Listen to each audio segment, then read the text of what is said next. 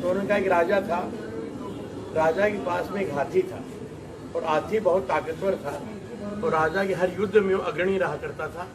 राजा ने 10-15 युद्ध जीते और सब युद्ध में उस हाथी की भूमिका बहुत तगड़ी थी।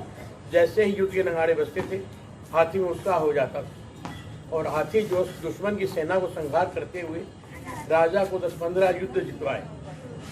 समय की धीरे धीरे गति चलती गई, हाथी बूढ़ा हो गया। हाथी जब बूढ़ा हो गया तो वो गौशाला में रखवा दिया गया। उसकी सेवा करने वाले भी उसके कम ध्यान देने लगे। उसकी जो सेवक थे, एक बार वो प्यासा था, पानी नहीं पिलाए तो हाथी गौशाला से अपने आप को छुड़वा करके तालाब के पास पहुंच गया, पानी पिया। हाथी के मन में हुआ कि मैं तालाब में नहा लूं, लेकिन जैसे वो तालाब में घुसा उसके पैर फंसते चले गए दलदल में और धीरे धीरे धीरे धीरे आधा हाथी दलदल में फंस गया। जब राजा को पता चला, लोगों ने कहा कि महाराज आपका हाथी जो है दलदल में फंस गया है, तो राजा ने पूरा प्रयास किया। सब लोग आए और हाथी नहीं बढ़ा। राजा के ऊपर एहसान भी था हाथी का और राजा सोचा इस मौत मरना हाथी का ठीक नहीं। बहुत सारे उपाय किए गए, लेकिन जैसे जैसे उपाय किए जाते हाथी और फंसता चला गया। हाथी जो दलदल में गर्दन तक पहुंच गया।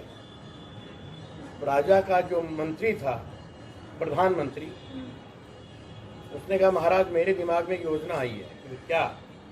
तो इस हाथी ने अपने को बहुत सारे युद्ध जिताए हैं और क्यों न हम यहाँ पर एक युद्ध वाली स्थिति पैदा करें। अपनी सेना को बुलवाते हैं, युद्ध के नगाड़े बजवाते हैं और युद्ध वाली स्थिति पैदा करते हैं। तो सैनिक युद्ध की ड्रेस में पहनाए, नगाड़े बजाए गए, हाथी घोड़े सब लाए गए। जैसे ही नगाड़े बजे और युद्ध की स्थिति हो गई तो हाथी को अपनी यौवन काल की याद आ गई जो वो लड़ता था। और जैसे ही नगाड़े बजे युद्ध के तो हाथी जो उछल करके बाहर आ गया। जैसे ही बाहर आ गया, उनके हाथी को पकड़ा और उनको गौशाला में ले गए। इस कहानी से सिखावनी यही है कि मनोबल है तो इस महामारी से हम दूर निपट सकते हैं।